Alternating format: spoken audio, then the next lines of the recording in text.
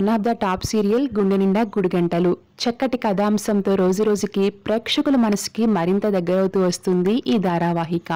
ముఖ్యంగా ఈ సీరియల్లో బాలు, మీనా, ప్రభావతి క్యారెక్టర్స్కి ఆడియన్స్ బాగా కనెక్ట్ అయ్యారు.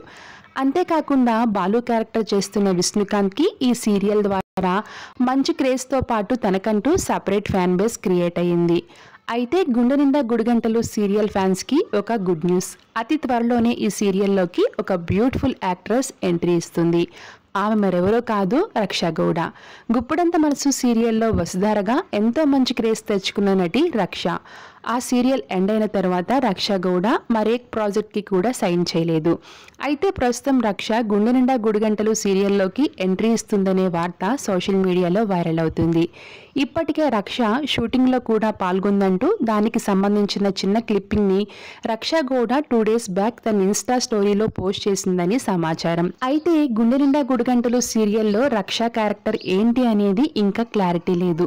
బహుశా ఆ ఎపిసోడ్స్ టెలికాస్ట్ అవ్వడానికి ఇంకో 20 days టైం పడుతుంది.